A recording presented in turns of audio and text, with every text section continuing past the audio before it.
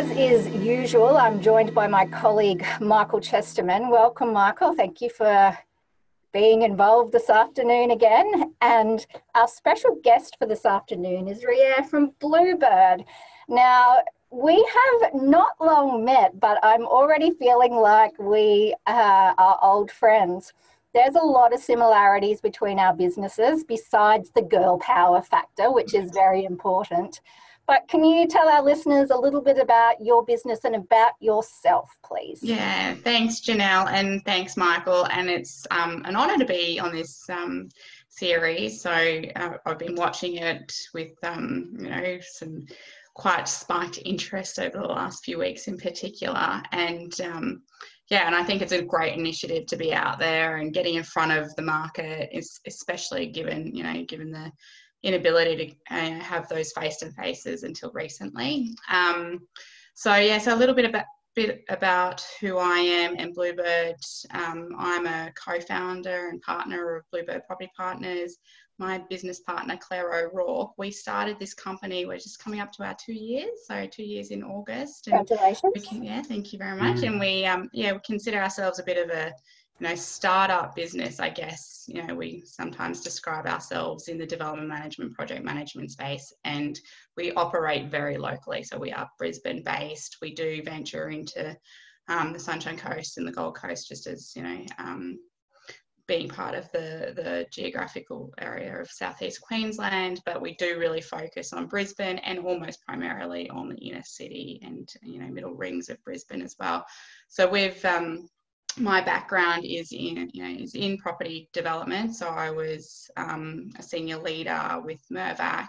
I started there in 2010. I finished up there just prior to starting up this company. And prior to Mirvac, I worked with a number of smaller private developers in commercial and retail and rural, but predominantly my career has been established in the residential space.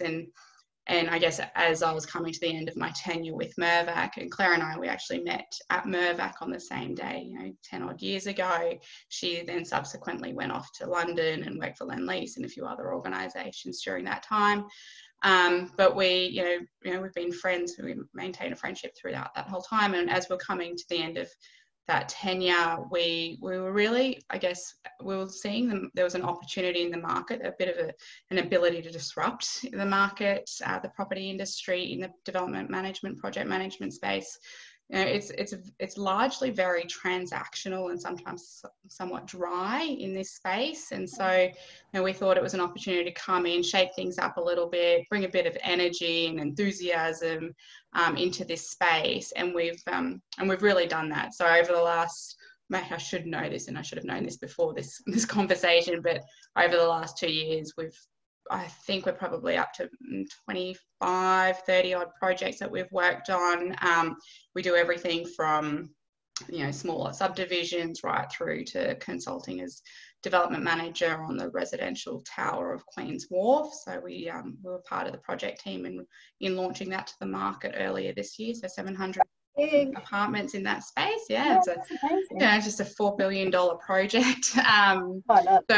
So we work in everything from boutique projects to working alongside large corporates. But I guess every single project that we work with, we want to make sure that we're having fun on those projects. So it's not going to be the cookie cutter stuff that we're a part of. And every single client, it's very, very, very much relationship driven, our business.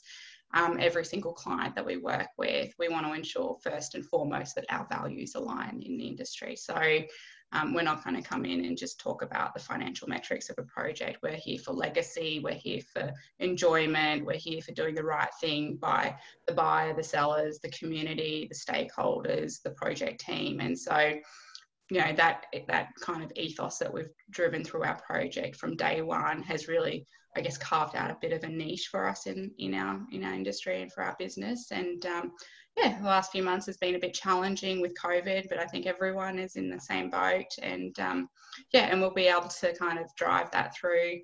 We know for the next, at least 6 months, I think we've got on our survival radar. But it's been a bit turbulent over the last few months, but something that we're kind of quite excited about. there was an initiative that Janelle, I was telling you about the other day, that we've driven, which was kind of the, I guess, the leader into the headline of our topic this afternoon, but it was that great property news, and very much in alignment to what, you know, what Bluebird Property Partners stands for. But we started this platform where we could share great property news, and that's something that we want to continue to drive through, both through the COVID period and beyond. And being able to innovate and stay at the forefront of the market is very much what we want to stand for. So how can people find the great property news? So we're on LinkedIn and on Instagram. So it's a bit of a side hustle of ours. So so don't blame us for not having so many posts at the moment, but I've been a little bit preoccupied more recently. But hashtag Great Property News and at Great Property News on LinkedIn. And yeah, and I mean, get in contact with us if you want us to share your stories. But it's really, like I said, a platform where we can get out there and share great news that's happening in the industry, new DAs that are being lodged, you know, grants that are going out there to stimulate the economy, how businesses, particularly in the property space, whether you're a contractor or a development manager or a developer per se, how you're pivoting through this time to make sure that you're staying relevant and that you're innovating through these challenging times. So if you've got anything that you want to share. I think that's a big part of what we are trying to do with the Essential Series as well, is give information, but also look at the positives of what's happening in property and construction and infrastructure, so that we can kind of keep a level of enthusiasm or be looking out for opportunities. There's so much doom and gloom to be able to get through each day, to have something that people can turn to. Firstly, that is either a really good source of information or has some kind of positivity or has the ability to make you laugh. We were having a conversation about TikTok yesterday and my adventure into the TikTok abyss, but there's just something about being able to laugh out loud in these times that is really powerful. And I think what you're doing with focusing on the good news stories within property and construction projects that are kicking off is something that is really positive towards keeping the course for our industries to go forward.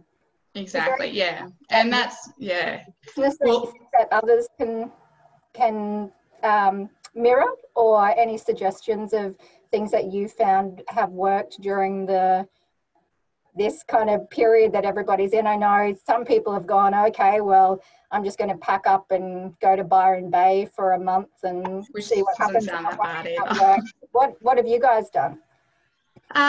So I guess it's just for us, we haven't brought out any new products or gone to any more digital platforms. I think the benefit of us having only started a couple of years is that our whole business operates out of the cloud, and we have a lot of kind of apps and software that we operate our business from. So the whole, for starters, like the whole working remotely or flexibly didn't really apply to us, because that's just how we operate our business anyway. We've got an office, we've got staff, but everyone operates off laptops and, like I said, out of the cloud. So you can literally like work off your mobile if you want to.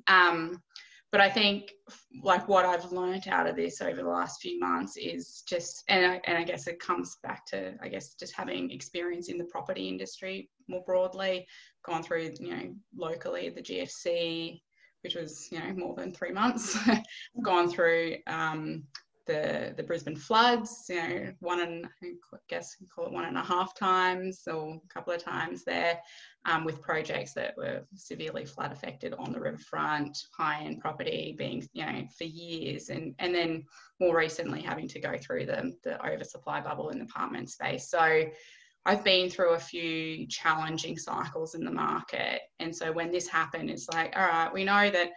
And I know I did tell you this, Janelle, was like that there was that week of ScoMo coming out and you know, having all those announcements of shutdown measures, and I literally went, oh my God, Claire, like the world is over. We've got to finish. You know, we're going to close our doors. That's it. We're done. You know, I don't know what I'm going to do. Maybe just stay at home, look after my kids. But you know, she slapped me out of it pretty quickly, and she said, okay, you've got the week to run around like a headless chook, and then you've got to come back into the office, pull yourself together and let's go. And so, and it's exactly what we did. And that's what you do when you've got challenging times. You've got to just buckle down. You've got to go, all right, well, what is it exactly that we need to do to get through this? You know, as a business owner, you go through your P&L and your balance sheet, your forecast, and, you know, you do all the COVID lens assessment for the business. But then you also, you know, when we're, you know, driving business and our pipeline and the business development that we need to do to make sure that, you know, we're running a sustainable business, rather than, you know, pre-COVID, it was probably a bit more, not a scattergun approach, but we had a very broad offering of services, and the clients that we were, you know, that were the prospect, you know, potential projects that we were targeting were very, you know, very much sales and marketing or construction. And so we went, all right, COVID, what do people need? Like, what are their needs? There's no point in spending all this time in telling people that you've got really great sales and marketing strategies, because there's no market for that. So, and so we went into, you know, we started releasing a few series of certainty in an uncertain time, which was, you know, the result of that analysis. And it was like, okay, well, if projects are going into construction or under construction, so we offer a superintendency service, and we offer superintendents as a service. You know, we spent, you know, it was almost a week of just total inundation of the legal world of clauses and what ifs. And, you know, I think we spoke to every single lawyer, whether they were a project lawyer or not, in really pulling apart all of our construction contracts that we had on foot, that we had as coming up projects. What were the risks, profiling all of that, what were options A, B, C, what we were going to do with our projects. And so that was a big service. And so as a result of going through that for our existing and clients that we had coming onto our books, we actually produced some pieces out there that was, you know, the importance of the superintendent during this time frame, and trying to communicate our skills and our ability to help people through that time frame. Similarly, we did a piece around being market ready, which I'm still very much an advocate for, given the current climate. It's, you know, when there's a period of uncertainty in terms of market performance, say if for the next 6 months we're not sure whether, you know, the residential apartment market is going to bounce back as aggressively as it was pre-COVID. But there's the ability now to not miss that upturn in the cycle as well. And so it takes, you know, it often takes, you know, minimum 6 months to get a DA in and out of council, and take up to 12 months for anything of, you know, substantial size, medium to high density site. So then you're already looking at a 12-month time frame from when you know, start that visioning process for that project, right through to when you get the project out of council, and then you've got to still go through the marketing process. And so we're saying, you know, whilst it's a bit chaotic and a little bit uncertain right now, it is, you know, don't take your eye off the horizon in terms of where you need to go and what you need to do, and, you know, take the opportunity now to work through that and be ready and be market ready when the market does turn, and, you know, it's a bit more palatable per se. We took a very similar approach. I think that buckle down on the work that's happening and work out how you can be of value to your existing client base as well. And it might not, you know, bring in the big bucks during a difficult period, but it's certainly going to, for starters, you know, cement that relationship with your client and let them know that, you know, it's not just about the bills that you can send at the end of the month, but also a great opportunity to learn and expand and understand their business better, which is value for your business as well as value for the client's business. So yeah, exactly. One of the challenges, I don't want to rain on your parade because it's great, but said no negativity. no negativity, but, you know, and I've just been head down, bum up in looking at some developments in the Queensland Parliament today. So, Janelle, this is news for you too. It's news for everyone who's listening. That my thing is security of payment legislation, which is, you know, subcontractors not getting paid by builders. There's a piece of legislation, but it was debated again for the second, or read for a second time today. Michael's the only person I know that spends his days watching bills be debated in Parliament. There's no lawyers that I know or have ever come across that you should bring out like a YouTube channel of like the succinct version of what's happened, and, you know, and probably tap into that. It's the most boring viewing you would ever come across. In my real life, Give us the In real best. life, I am nothing like this person. But I'm forced to get disciplined. Anyway, what's happened is, is because of pressure, builders have always said, well, part of the problem we've got for not paying subcontractors is there's those dodgy developers out there that don't pay us. I'm just summarising. So the Queensland government is committed to establish a statutory review of developers. And it's all going to, he read it yesterday and he's committed to it today. So it's going to be some sort of time frame going to be set up. It's going to be put into legislation. And it's really, I think it's a reflection of also what's happening down in New South Wales and Victoria with the approach that they're taking, very aggressively identifying, inverted commas, dodgy developers and putting those particular projects under a really sharp focus. So my view on all this sort of stuff is if you see something like this, it's an opportunity. So this to me, and I presume the Property Council will take a leading role in this, this is an opportunity for the property industry to really push back and demonstrate all their worth, because it's just too easy for parties just to keep on pushing the blame up.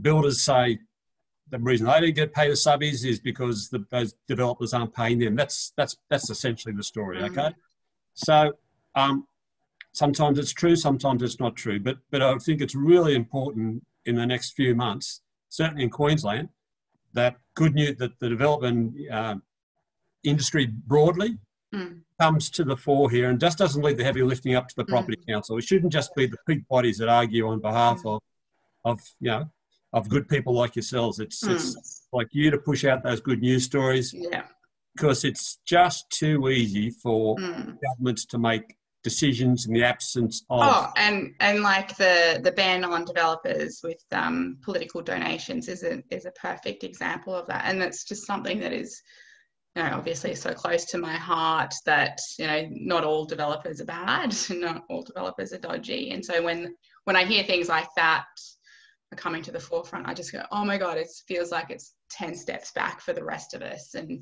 politics played its way out today, and that was one of the issues that came up in Parliament today, is that the LNP supported this review, and then the Labor Party was saying, well, that's great on you because you get all your... It got sort of in that dirty politics sort of thing about it, but it's been negated. So basically, there's an election coming up in October. There's going to be, irrespective of who wins, the property industry is going to be under the focus. So how are they proposing to do that statutory review? To see the details. Yeah. Literally, I'm looking at the second reading speech where the Minister outlined this today. So we'll have to see. I presume there'll be some sort of panel established. He talks about all the right words. I'm just looking at it now. Consultation, time, COVID's very critical at the moment.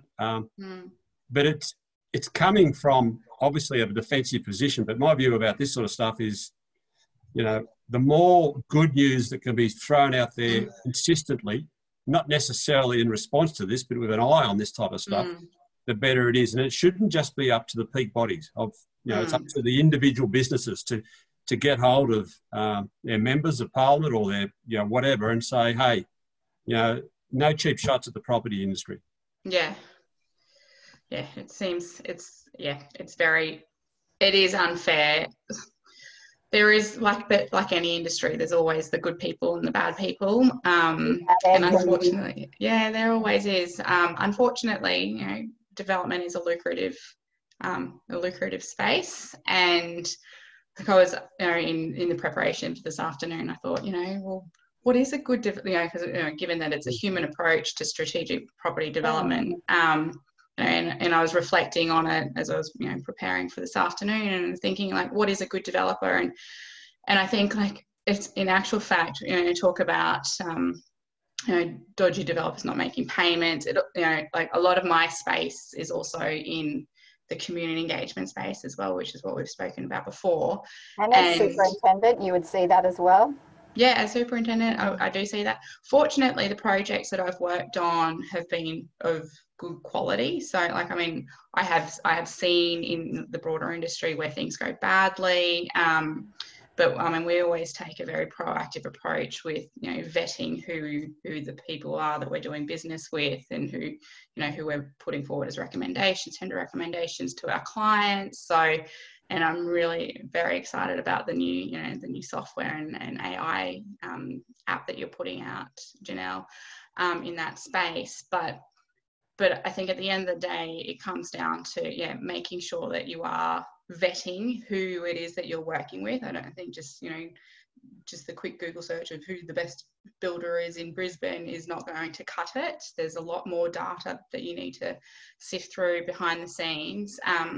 But when it comes down to a good developers are actually, you know, like I believe a good developer is actually rather conservative. Like, they've been through, you know, the good times, they've been through potentially the bad times, or they've worked on projects that haven't gone as well as, you know, as well as they had hoped, and they've got this track record and this experience, and they're not necessarily as you know, as bullish as the, you know, I hate to say it, but the broader market. And they take the approach where they have a lot of risk mitigation measures in place, so that you will see that when it gets to, you know, conversation around, you know, limited payments, that those good developers will do as much as they can to get to work through those processes with the builder in particular. So, but at the end of the day, you can't, there's not, unfortunately, not everyone is doing the right thing in this space. No. Yeah. But You anyway, sparked a bit of interest out in our audience about the way that you do business. There's a few questions come through. I might put a few of them to you if you don't mind. What different processes do you have for the management of your project? So we've talked a little bit about how you do things differently, and the session this afternoon we're talking about a more human approach. What would you say are the different processes that you have for management of your projects that's different to what might be happening in the broader market? I guess it's what I've just largely just spoken about, but for us, it's the first thing that we do whenever whenever the phone rings or we have a meeting with a prospective client, is that the first thing I'm looking for is that alignment of values. So because we're driven not by financial, like, whilst obviously financial outcomes are crucial to a development project, it's not the be all end all for us. And there's a lot of project and development managers out there that are happy just to look at the bottom line. I don't get any fulfillment out of that.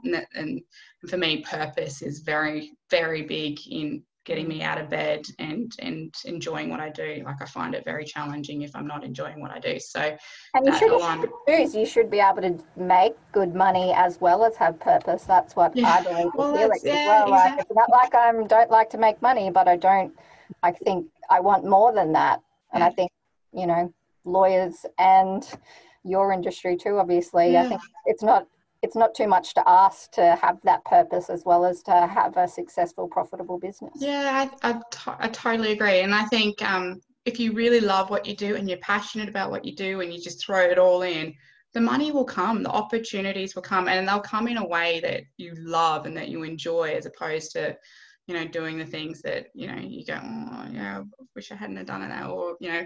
So I think, so that alignment of values is probably number one for us. And then it's like, and then it's understanding the client, not just financially what they want to get out of the project, but what is their greater purpose for it. So there's always, you know, whether it's legacy, it's, you know, that they want to live in the property, you know, that they want to shape the suburb in which they're developing in. So it's like really getting down to that fine grain of like, what is the actual purpose? Like, what is it in your core that, you know, drives you in this project? Because, you know, if it is about the finance, if it is about the bottom line, I go, sorry, it's probably not something that I can really help with. And here is someone else that might be able to, you know, and I've often referred, you know, people to other people in our space that are that way more inclined. And so, and then the next process that we go through is like, once we've values and understanding what the purpose is it's really understanding what the big picture is and what their specific drivers are for the actual project. So what are the metrics, you know, what are the things that they want to get out of the project, and then, you know, and then we can develop strategies around that more specifically. So we put together the, you know, the technical aspects, the development proposals, the feasibilities, the development and approval and community engagement strategies, you know, how we're going to work through the construction tendering process. So we put all of that together, and I guess at the end of the day, like, we do what we do with like a whole level of dedication and commitment, because we can't do things half-assed. So we throw ourselves into the project, you know, given that we're only very small, you know, there's only 5 of us in our business, and you'll get Claire or I as the project lead. We're across every single detail on that project. We're 100% committed. And so the process that we go through from top to bottom is that, you know, big picture, fine grain, passion, dedication, front to end. So I think, you know, I guess a lot of companies probably say that they do that, but, you know, for us, it's exactly how we operate, whether it's, like I said, three lot subdivision or 700 units, you know, in Queensland. What's the most critical issue when you talk about community engagement? So, you know, I've seen projects absolutely die a horrible death because someone just assumed that, for instance, the community wouldn't be worried about some you know, treasured and rare species of animal or something like that. You know what I mean? I've just seen dog or a bird. Yeah, just, or whatever it is. It just does my head in to think that, okay, but yeah, if anyone had done their work, they would have realised that that would have been potentially an issue to that local community based on some sort of, you know, analysis of what the habitat was like or what was going to be disturbed. And to leave it at to, you know, at the 11th hour when you're getting, you know, council meetings getting swamped with local constituents, I just say, well, where was the consultation before? And it's a huge driver through Brisbane City Council at the moment. Councillor Adams is a big advocate for community engagement, to the point where, you know, even if it's, you know, essentially a code accessible application these days, they want to know that you have been embracing the local community and that has been a level of consultation through that process. And I think, like, just out of respect, I think that that's something, it's a process that every developer should be going through, you know, knocking on your neighbour's door, hey, just letting you know this is what we're proposing next door.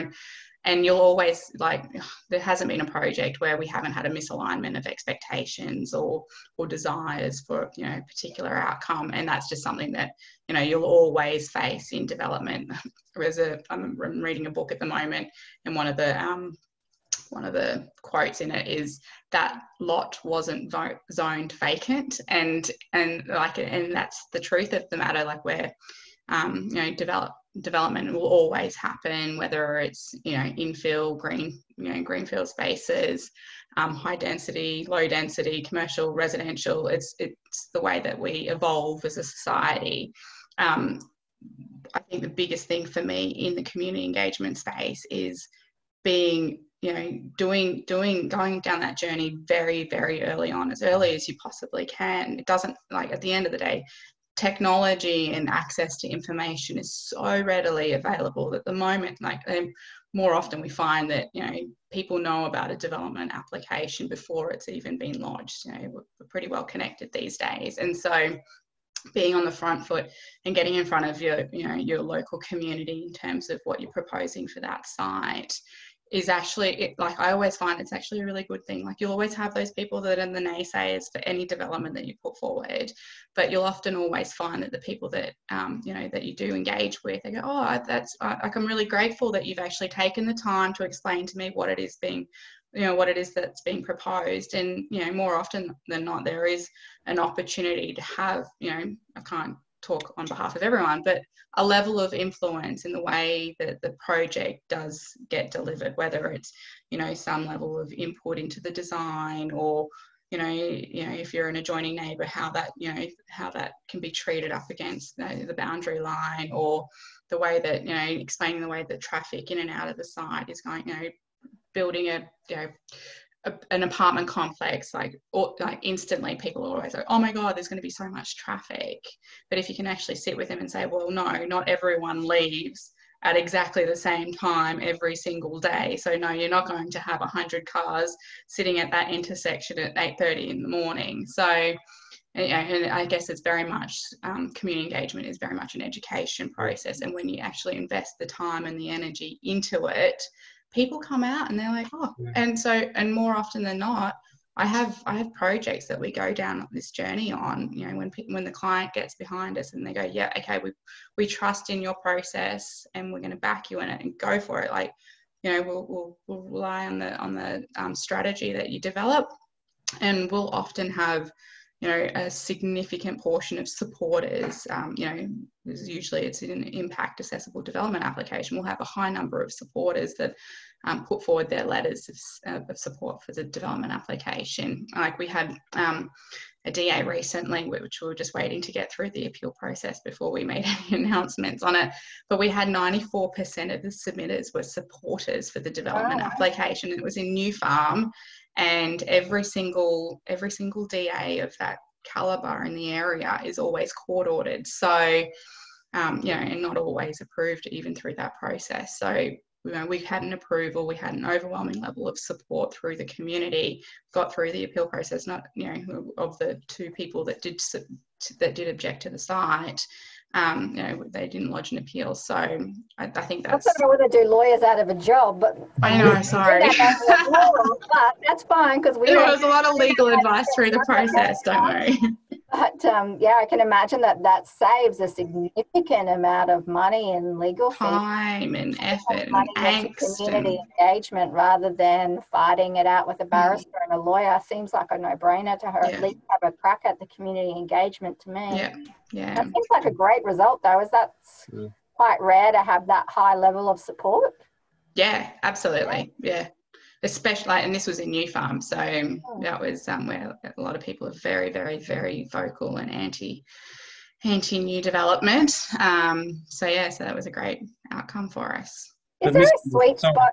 Sorry, you go, Mark. I was just going to say, it's one of the things that always strikes me when it's handled badly is the misunderstanding about heritage listed houses in terms of, you know, there's got to be demolished for some sort of development. And I just never quite understand how it get to a situation that it can be turned into a sort of, you know, a Channel 9 news story with the punters standing out the front in front of the bulldozers. Somebody hasn't been explained to somebody about. I know there's different types of heritage listings too. There's councils and there's all sorts of different things. But surely somebody should have done it. In every one of those cases, I'm thinking, well, what effort was done to bring the local community on board? You're always going to get that 6%. Of what it is, but you know, I've seen cases where it's been obviously more than 6%, and so the issue is totally run on. And I just think sometimes I wonder if there's any recovery from that type of bad publicity. That the new development can be as good as anything, but you know, it can be marred by the controversy associated with how it became there. Yeah.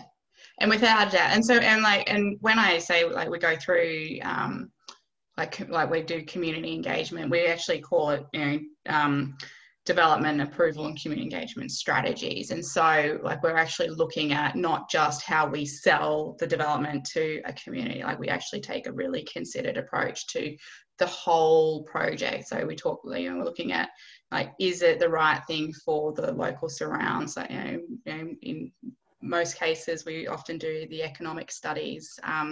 We usually work on, you know, because we work in the medium to high density space, we often have, you know, a component of retail or mixed use within the building as well. So, so we take it like more of a development strategy approach. Is this the right thing for the development? And then, you know, if it's okay, we're pushing a few, often pushing development parameters, but, you know, what are the things that we're pushing and pulling on, and what is the genuine give back that we can have as a result of that offset? So that's a lot of the work that we do up front, and then it's the education piece and the engagement, the feedback, the two-way, the listening, and the, you know, and the seeking of the opinions and the views on the development as we go through that process. And then it's the lodgement of the development application. So, you know, the impact assessment development applications, you don't have to technically do anything until you're in that, you know, until you have to put the sign up out the front and you go, we're up for public notification, and then you get the barrage of, you know, anti-development submissions.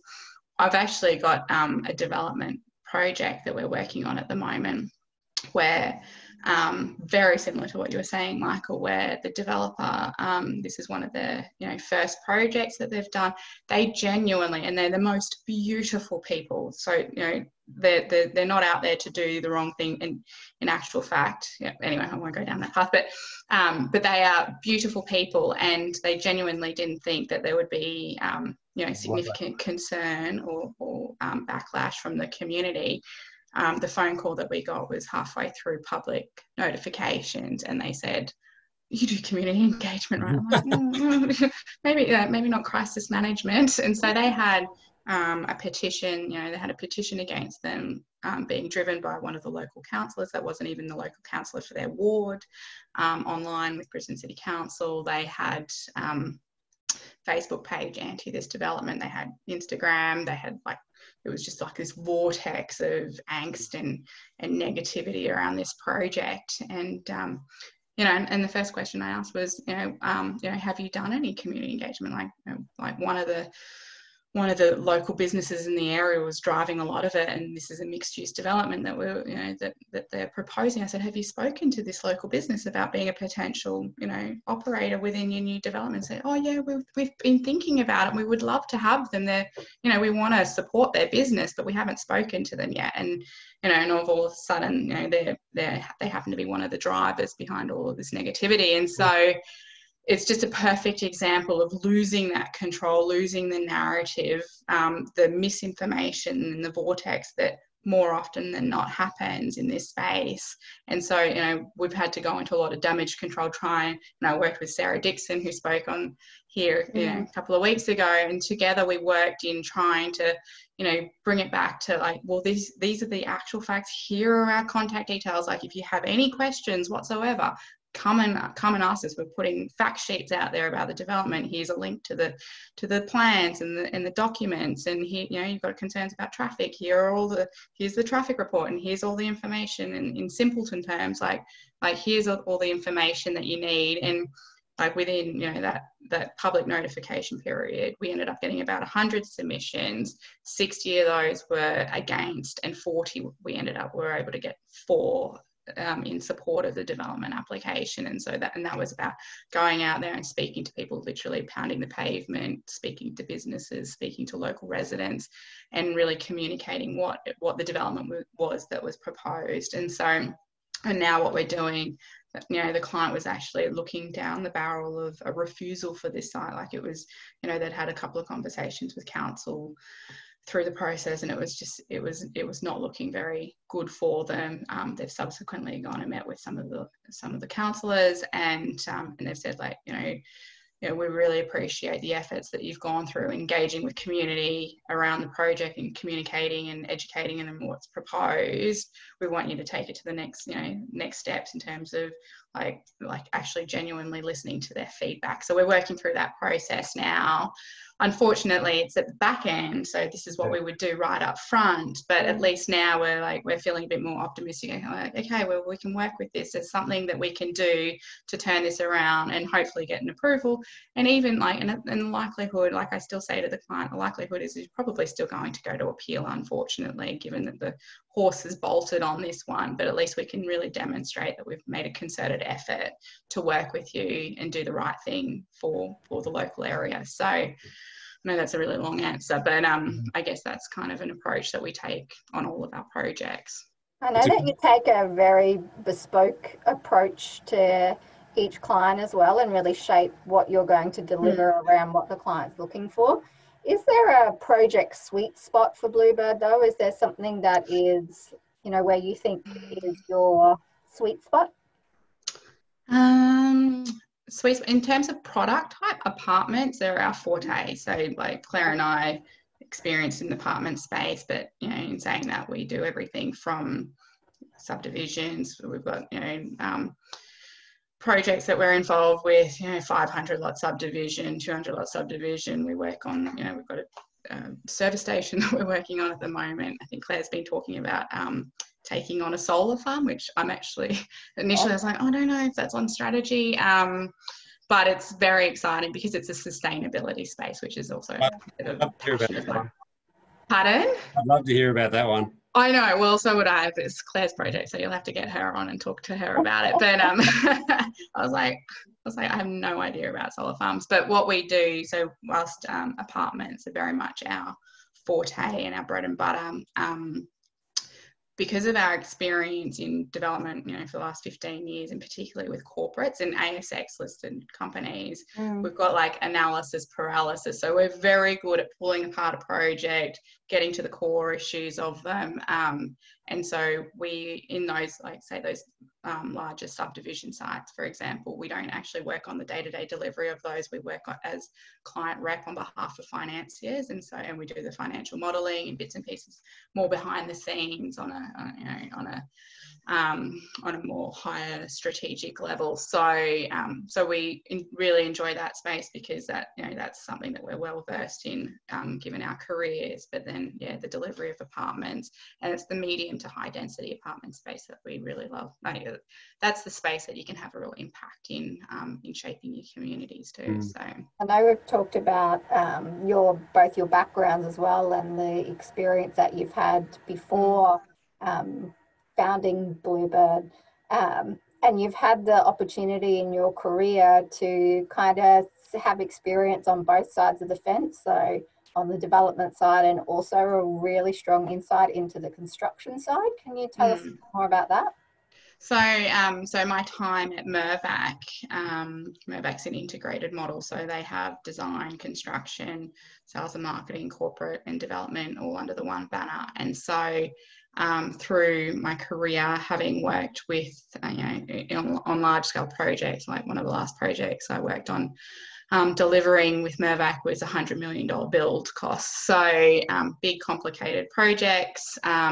We had the benefit of obviously having a big construction team working with us, but given that it was an integrated model, it was a very, very transparent approach that we had. And so, you know, we were there in their weekly, fortnightly meetings, going through like everything from like the tender process right through to, you know, the variations, you know, right through to practical completion and defect and post-completion management. So that gave me like a really open book, like anything I wanted to know about the construction model as I was going through my career in Mirvac was very, very much at the tip of my fingers. And then also on the design front, likewise, you know, it wasn't just an architect that we just go out and engage and they do something behind the scenes and come back with these pretty pictures.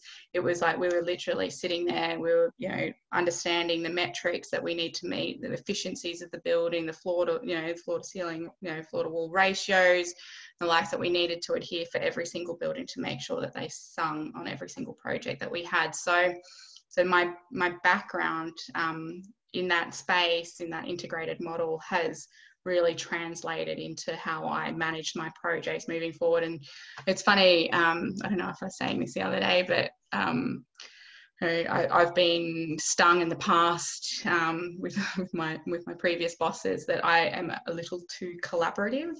But what I find in the private industry is that it's been one of my strengths with my project teams. Like because of that open book, transparent, you know, win-win, relationship-driven approach. Like every single project that I work on, I have fantastic relationships with my builders, the subbies, the consultants, with council, you know, with the client, and like I can't fault that process. And so, and when I was listening to one of my staff the other day, and she said to one of the other junior girls, and she said, "Oh, how do you like to work? Like, how do you like to work on your projects? Like, how do you like to communicate?" And I was like, she's going to be on our project, in our team for a little while longer. Like, that's how I like to operate, and that's how, you know, fortunately through the construction experience that I've had, you know, the benefit I've had. So just in relation to your Mirvac experience, so I'm not going to ask you to put. Did the construction guys get an early line of sight about what the proposed plans were? Absolutely, yeah. Have you modified? Have you adopted that same approach in your practice now? Have you pushed it even further forward, or what have you? Yeah. So a process that I specifically ran with my project teams at Mirvac was like engaging with the builder, even to the point where sometimes the construction managers were like, why am I getting involved in this meeting? And so it was like right up front, like visioning, like, hey, like, let's throw the feasibility out. What do we want for this site? Like, you know, what is it that, you know, that the market needs? And the builder's sitting there going, I'm not part of this. And so it's a bit early. too early. And so, but it was great because by doing that, I was able to embed them into ownership of the project, and then the decisions that we made through that journey, they were totally on board with. And so it streamlined timeframes, it streamlined debates. When we got to value management, it was like, you know, they knew that where the journey had come to for the finishes and the amenities, and, you know, all those little bits and pieces that are often the first things to be culled off the list. They knew that there was, you know,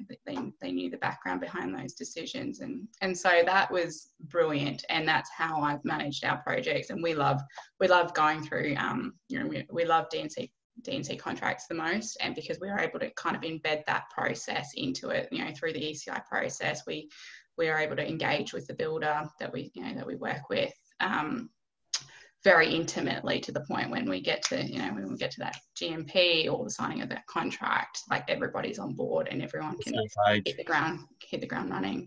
Yeah. So yes, anyway.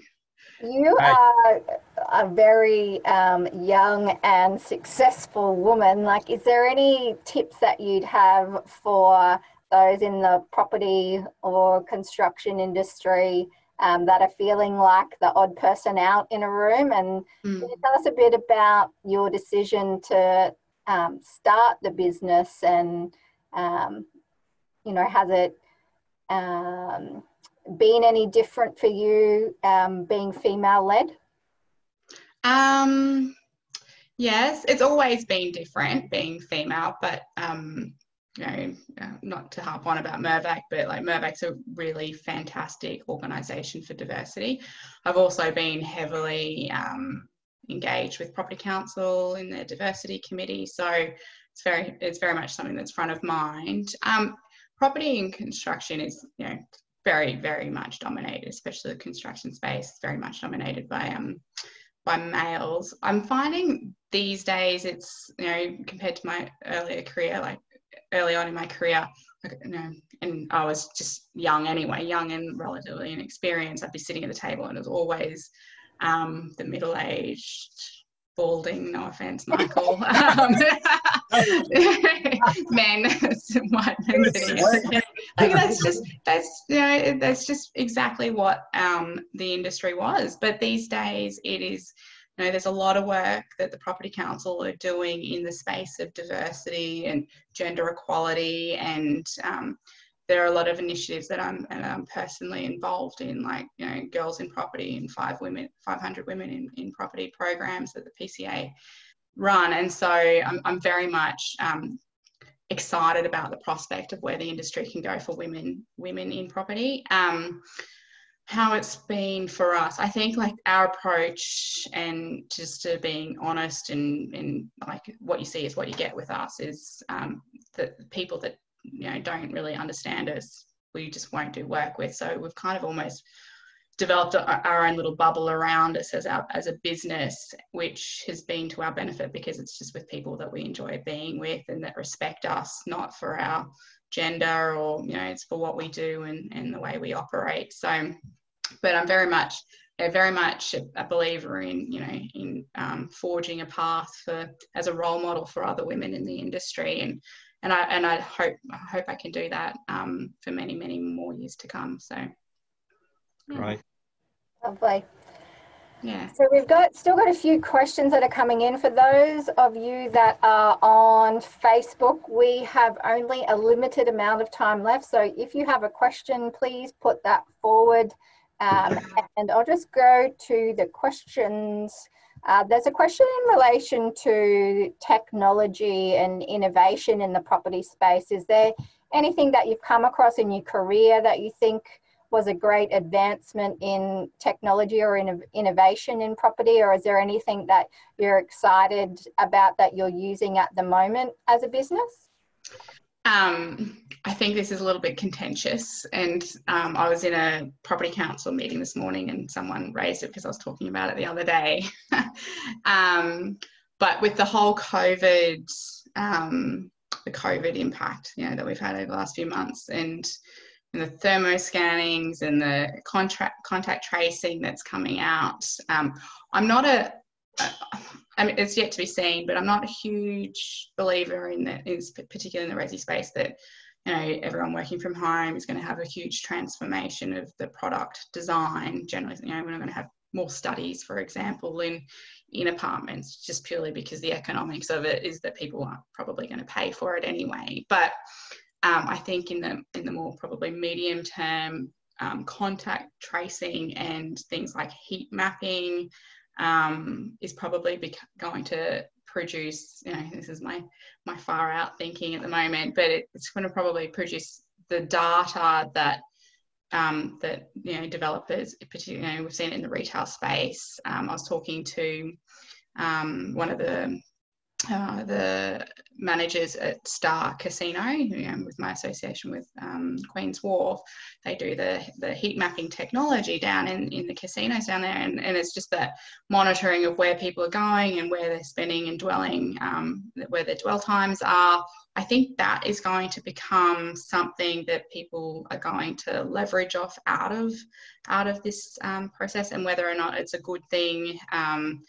Given privacy and the whole. It will ultimately affect the way that we build or what we build. Some of that data and insight that. Yeah, I think it will fine tune. It will fine tune our designs to better adhere, for good or bad, to our behaviours. And so, and I personally love it. Like I'm like, my mum and I, we're constantly talking about Facebook and how Facebook, monitors everything, even if you take the app off your phone. I'm like, Mum, I think it still tracks your data. I'm pretty sure it still tracks that data. And so, like, I'm a big advocate. I'm like, it makes my life easy when I'm online and ads pop up because I've been looking at hotels. I'm like, oh, that's a really good, go down that rabbit hole. But I think, over time, it will make us a little bit more sophisticated. How that translates into, relatable data and how you get your hands on that information, for the general market like myself, is another story. But I think that is going to have an influence in the way we design product, whether it's retail, residential, commercial, moving forward. I don't know a lot about it, but one of the things I've got note to make myself really well aware of is that we call this concept now the digital twin, where you can, where there's the digital thing is created in the first instance, or the product or the build is created in the first instance, and it's tested on a digital twin basis, but then it continues, it's got longevity, it keeps on going into the future because it's collecting data, the various data points, which could obviously allow for modifications or changes, or feed into the next sort of design that you might be thinking of doing. So I think it's quite Minority Report, thinking, but I mean, it could happen quite. Yeah, I think it's it's certainly some of the big stuff that I've seen where it has supposedly been successfully used is when the design's been able to very precisely factor in wind tunnel effects and all that sort of stuff in terms of from whatever happened previously in a design, or for the digital design that they did in the first instance. So they're able to change the design around.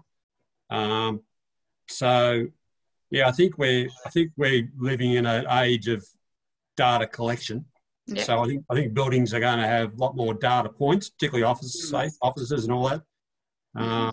So Yeah, how to use the something I've been looking up recently, another bit of a random, like 11 o'clock at night, sitting on my phone in bed when I can't sleep, is biophilic design. So it's like that whole connection with nature in buildings. So it's like taking the sustainability level almost to the next level in the way we live and work and play and everything. And I actually think that that is a really great kind of movement into that space.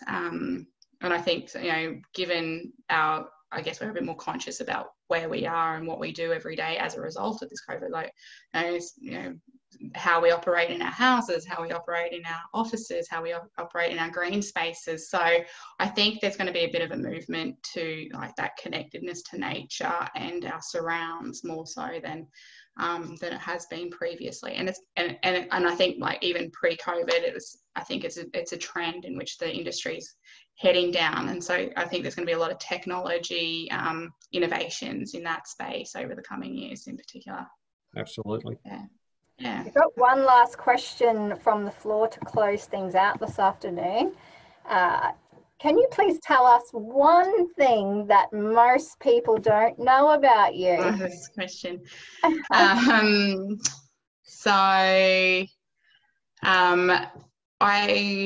I grew up on the Sunshine Coast, and I grew up in a place called Kin. It's one of the places that I grew up. I don't know if anyone knows where that is. It's like hinterland, halfway between Noosa and Gympie. And this is probably where my actual property development career stemmed from, which is a light bulb moment right now. But my mum was building our house. It was a hexagonal house with mud brick walls, and we were living in a converted bus and 2 caravans. And I was about 7 years old. So I think that was like, you know, watching them build the house was probably that's your DNA profile. Yeah, there you go. So I've got a bit of an alternative hippie side to my corporate property developer hat, which maybe over time will be a nice balance. You might end up in your late career back in the hinterland outside of Noosa. Yeah, so maybe that's why the biophilic design's coming out in me. Appeals to you. Yeah, lovely. Well, thank you very much for joining us this afternoon. I've really enjoyed our chat and also getting to know you a little bit more. We're really excited about your business and about staying connected with you as you move forward and having a friendship between our companies and between ourselves. So thank you very much for your time this afternoon. It's very much appreciated, and we wish you a lot of success. As I said at the beginning, I think there's a lot of synergies between our two businesses, and a lot of the time that I listen to you speak, there's a little voice inside my head agreeing with a lot of the things that you're saying. So I think I'm hopeful that there'll be more and more businesses like ours coming into the property and construction space, because I think it's good for the clients, and it's also good for those that work for us or those that work within our businesses. It's just a much more human and enjoyable way of engaging with the industry and moving the industry forward. So as much as we're about to go through or continue through some challenging times, I think there's plenty of things to be positive about, and there's plenty of businesses like ours that are well equipped to be able to hold hands with industry participants through this kind of difficult period that we might be moving through. So thank you very much for joining us. All right. Thank you for having me. And I couldn't agree more. I think now, like, when there are challenging times, this is when, you know, businesses that make the effort will really thrive and change the shape of the industry that they operate in. So, yeah. Absolutely. Thank you very much. Thank you very much, Michael, and thank you to everybody who's joined us on Facebook Live this afternoon. You can join in again next Wednesday at 4 o'clock. Michael will be leading the conversation. If you'd like further details about the Essential Series, you can look at that on the Helix website. We also have information on our LinkedIn profile, our Facebook and our Instagram. We love social media at Helix Legal, so there's never a shortage of places you can go to get information about what we're up to. So thank you very much for your support, and good afternoon. Thank you. Thank you. Bye.